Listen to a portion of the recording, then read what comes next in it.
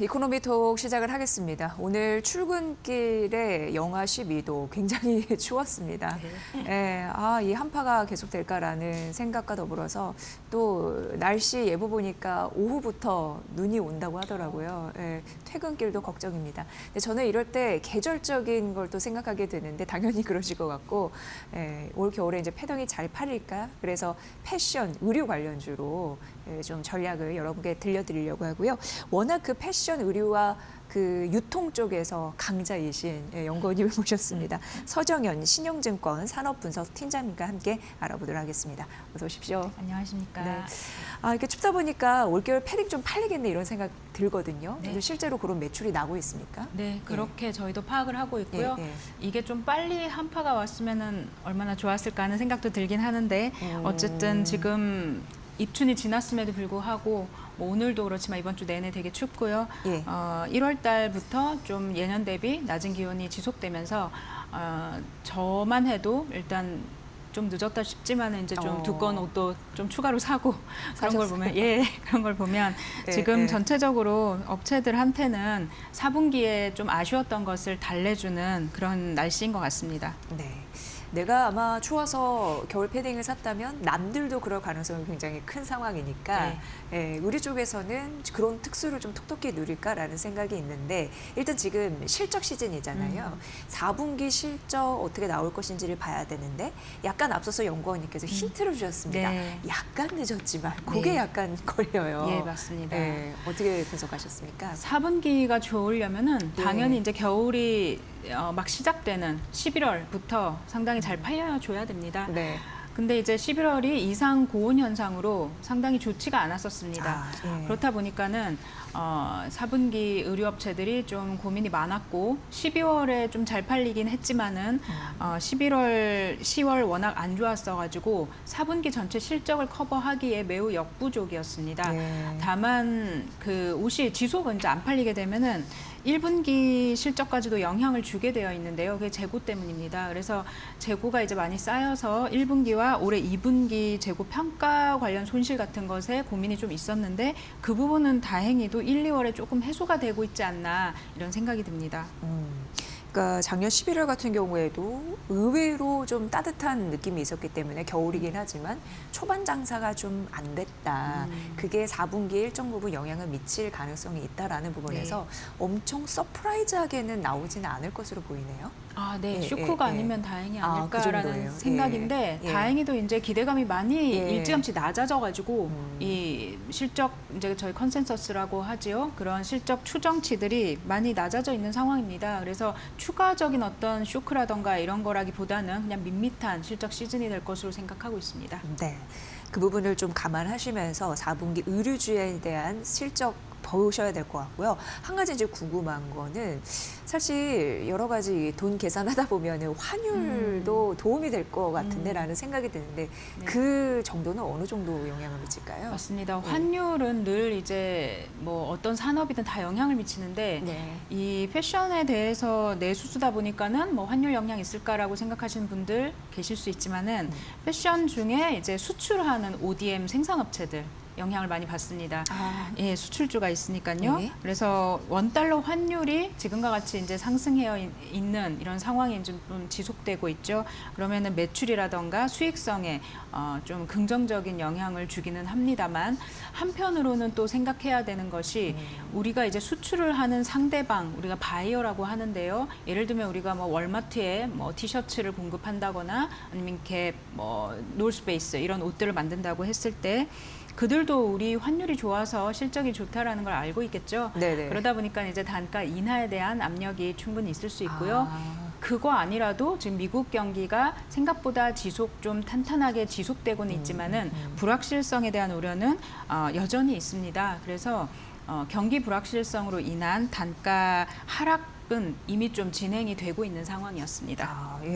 좋은 부분을 좀 지적을 해주신 것 같습니다. 그러니까 환율이 상승하는 거는 어떻게 보면은 매출이나 수익성 단에는 긍정적인 효과를 주나 이게 지속적으로 올라가다 보니까 바이어 쪽에서 좀 싸게 줘 이렇게 얘기를 한다는 거고 그쪽 미국 쪽 말씀해 주셨는데 경기 불확실성도 있기 때문에 그게 또 그 가격을 누를 가능성이 있기 때문에 그러니까 그러니까 수익성 측면에서는 플러스 마이너스 요소가 공존하네요. 네, 그렇다 보니까는 요즘은 옛날처럼 환율이 뭐 1,400원대 지속 이렇게 있으면은 사실은 한세 실업이라던가 뭐 영업무역 같은 대표적인 수출 ODM 패션주들이 좀 고공행진하는 모습을 보여줘야 되는데 좀 그렇지 않는 편이지요, 요즘은.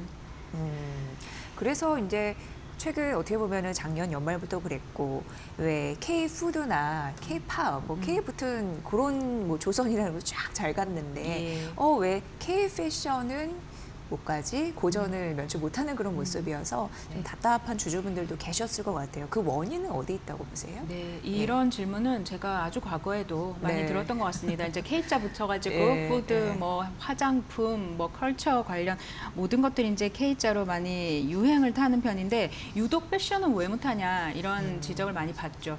여기에서 저는 두 가지 키워드를 좀 그 이유로 말씀드려 왔습니다. 이제 생산과 재고 때문이다. 그러니까 패션의 이 산업에서 가장 특이점은 뭐냐면은 아시다시피 이제 유행에 매우 민감하다. 물론 뭐 화장품이든 뭐든 다 유행에 민감하지요. 하지만 이제 옷은 특이한 점은 우리가 SS 시즌, FW 시즌 이런 얘기 들어보셨을 텐데 봄, 여름, 이제 가을, 겨울 이 시즌 두 개로 크게 나뉘어집니다. 이 시즌이 지나면 우리가 매장에 가면 어떻죠? 그 2월 상품이라고 하죠. 그래서 이제 사실 옷이 무슨 유통기한이라는 게 중요하겠습니까? 그럼에도 불구하고 제가 볼 때 가장 유통기한이 짧은 것 같아요. 이런 컬처 소비재들 중에. 그러다 보니 2월 꼬리표가 붙어버리면은 이제 재고 평가에 관련된 이런 이슈가 생깁니다. 그래서 내수업체들이 작은 한국 시장만을 대상으로 사업을 하다가 이제 해외에 나가서 뭔가를 하려면은 일단은 이 규모의 경제를 갖출 수 있는 생산 체계도 있어야 되고 간접적으로 그리고 혹시 많이 생산할 수 있는 체계를 갖췄다 하더라도 그 시즌에 다 못 팔았을 때 2월 되는 재고에 대해서 컨트롤할 수 있는 능력이 있어야 되는데 이 여기에서 조금 핸들링하는 이제 사업을 운영하는 그런 묘미가 많이 좀 힘들다 패션은 이런 생각이 들고요. 그래서 이제 좀 성공한 여러 업체들을 좀 사례를 보면은 현지에서 이 유통 플랫폼에 이제 강점이 있는 그런 업체들과 파트너십을 잘 맺어야지 이게 가능한 것으로 저희는 파악을 하고 있습니다. 네, 그렇군요. 그러니까 의류주 하면은 잘 못 느끼시겠지만 이거를 패션주로 얘기하면 패션은 또 빠르게 바뀌고 시간도 엄청 빠르게 가잖아요. 계절의 변화성도 빠르게 되기 때문에 이게 재고 물량이 된다는 거죠. 맞습니다. 그런 부분에서 보셔야 되고 그래서 어쨌든 제 계절에 제대로 파는 게 중요한데 그래서 뭐 현지에서도 유통사를 잘 뚫어야지 그들이 팔아주기 때문에 맞습니다. 그런 게 패션 관련주에서는 굉장히 중요한 성격이다. 여러분들 투자 포인트로 잘 알아두시면 좋을 것 같고요. 사실 그런 얘기도 들었습니다. 아마 많이 들으셨을 것 같아요. 중국 쪽 경기가 안 좋다 보니까 오히려 의류주에 악영향을 미친 것이 아닌가라는 말씀 많이 들으셨을 것 같은데 제가 생각할 때는 중국이 워낙 이제 경기부양책 카드를 많이 내놓다 보니까 그럼 이제 풀리지 않을까라는 일말에 좀 기대는 있거든요. 맞습니다. 어느 정도라고 보세요? 뭔가 경기 부양 의지라는 것이 정책적으로 없는 것보다는 있는 것이 당연히 호재긴 하겠지요. 그럼에도 불구하고 이걸 또 좀 우리가 뒤집어서 생각해 보면 이런 얘기를 할 정도로 안 좋긴 안 좋은가 보다. 이렇게 좀 생각을 하시는 거고 부양 정책을 펴든 안 펴든 이게 기업들의 실질적인 실적 기여가 눈으로 좀 보여줘야 되는데 앞서 말씀드린 것처럼 4분기까지는 중국이든 한국이든 그런 흐름이 아직 좀 안 보인다. 그렇다 보니 이제 1, 2분기에 저희가 기대를 하는 사항이긴 하지만은 사실은 좀 급하게 액션을 하지 않는 그런 이제 이유가 되는 것 같습니다. 투자자들 입장에서는. 네. 그렇다면 이쯤에서 왜 다른 K 관련주보다 K 패션이 못 갔다고 하니까 그 얘기인 것은 주가의 그 높낮이가 낮다는 건데 그럼 여기에서 많은 투자자분들은 저점 매수를 해볼까? 이런 생각도 들거든요. 네. 그거에 대해서는 어떻게 생각하세요? 맞습니다. 지금이 기회라고 생각하시는지요? 앞서 이제 여러 테마들 방송 나가면서 저도 이제 들었는데요. 이 핫한 이슈들 많죠. 그 중에서도 어쨌든 포트폴리오 관리 차원에서 이제 저점 매수 그리고 안정적인 종목 찾는 분들 항상 계십니다. 그 컨텐츠에 해당하는 이 패션보다 그게 이제 위에서 움직이는 플랫폼 기업들이 먼저 좀 주가가 움직이는데 백화점이라던가 마트라던가 이런 유통주들이 일단은 지금 조금 바닥에서 반등하는 모습 보여주고 있는 상황이고요. 경기 불확실성, 그다음에 걱정 이런 게 지금 제가 봤던 것 중에 좀 많이 최고조에 달해 있는 것 같아요. 네. 과거 대비. 이런 때가 또 어떻게 보면은 좀 저점 매수에 유효한 그런 타이밍이라고 생각은 듭니다. 네. 그래서 다들 너무 많이 걱정할 때 사실 회사들은 일찌감치 좀 안 좋아져 있기 때문에 그걸 극복하기 위해서 많은 전략들을 새롭게 또 효과적으로 펼치고 있는 상황입니다. 그게 올해는 조금 먹히는 해가 되지 않을까 이런 생각을 하고 있어서 저희 쪽에서도 좀 관심 있게 지켜보고는 있습니다. 네, 지금이 때가 왔다고 하니까 또 옥석 가리게 잘 해보시면 좋을 것 같고요. 한 가지 또 굉장히 두드러진 특징이 있더라고요. 뭐냐면 그 중대형 패션 기업 최대 주주가 뭐랄까 그 자사 주식을 이렇게 매입을 하고 있는 흐름들이 나타나고 있어요. 네, 네. 이것도 긍정적인 효과를 주지 않을까라는 생각이 일단 예. 하게 되는데 맞습니다. 어떻게 우리가 해석을 해보면 저를 좋을까요? 여러 가지로 해석할 네. 수 있지만은 이제 자사주 매입을 실제로 법인이 하는 회사들도 있고 꾸준하게 그리고 이제 정확하게는 그 최대 주주들 중에 법인들이 있습니다. 일부 그 법인이 또 그 회사 오너의 이제 오너가 최대 주주로 있는 법인들인 경우가 많지요. 네네. 그런 이제 최대 주주 오너가 최대 주주로 있는 법인 주주가 그런 중대형 패션주를 지속 이제 매입하는 흐름을 보여주고 있거든요.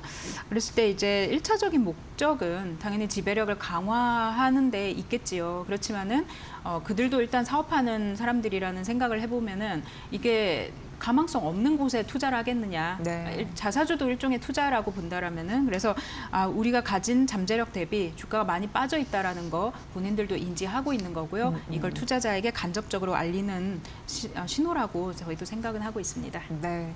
어쨌든 그런 효과도 보고 주식이 저평가되어 있기 때문에 담으려는 노력이 시도가 되고 있다라는 점에서 포인트를 잘 읽어보시면 도움이 되실 것 같습니다. 그리고 연구원님은 이제 패션, 의류 쪽도 하지만 이제 유통도 잘하셔서 이왕 오신 김에 네. 신세계 좀 여쭤보려고 네. 합니다. 일단 이마트가 그 공개 매수와 주식 교환 이런 이슈가 있었어요. 그러면서 신세계 건설을 어떻게 보면 지분 전량을 확보를 하면서 완전 자회사로 두게 됐습니다. 네. 어떤 기대 효과를 가지고 갈지 궁금했습니다. 네, 저게 이제 상패 결정을 하면서 이제 100% 지분 취득 완료를 했지요. 건설 경기가 아시다시피 많이 부진한 지 오래되고 있고 신세계 건설처럼 좀 중소형 건설에 해당하는 회사들은 사실상은 좀 안정적인 그룹사 물량을 위주로 했다라면은 뭐 이런 사태까지는 안 올 것 같았는데요. 네. 이제 그 외의 물량들을 하다 보니까는 PF 부실 이런 거에 좀 노출이 되는 상황이 왔습니다. 그래서 이걸 이제 100% 끌어안음으로써 이마트 연결 실적에 주는 그 리스크도 좀 최소화하고 앞으로는 그룹사 물량에만 매진하겠다, 그것만 하겠다라는 또 이게 일종의 그런 의지의 표현이라고 저희는 파악을 하고 있습니다. 그래서 단기간에 올해 상반기 곧바로 뭐 신세계건설이 뭐 완전하게 반등한다, 그러니까 반전한다 실적이 이렇게 보기는 지금 쉽지는 않은 상황이지만은 이번 이 지분 전량 매수를 계기로 신세계건설로 인한 이마트의 실적 부담은 일단 바닥은 좀 지나고 있다 이렇게 판단하고 있습니다. 네. 자연스럽게 이제 정용기 회장 이야기를 할 수밖에 없는데 확실히 이렇게 보면은 스포트라이트를 받는 방법을 너무 잘 알고 계시는 것 같아요. 작년 연말 같은 경우에도 트럼프 대통령과 그 함께 만나는 부분을 연출을 하면서 연출이라고 하긴 그렇지만 어쨌든 그런 모습을 보여주면서 앞으로의 행보가 기대가 된다라는 기사도 많이 나왔는데 향후 신세계 그룹에 미칠 영향력을 어떻게 분석하셨습니까? 네, 지금 뭐 트럼프 말씀도 하셨고 그다음에 이제 모친인 이명희 씨 지분도 이제 그 매입을 할 예정이고 이렇게 되어 있죠. 완전한 세대 교체가 이제 된다 이마트가 이렇게 봐야 되고 아마 이제 조금 다른 얘기지만은 주 신세계도 곧 그런 행보를 보이지 않을까 또 생각을 하고 있고요. 어제 이제 신세계백화점 실적은 나왔고요.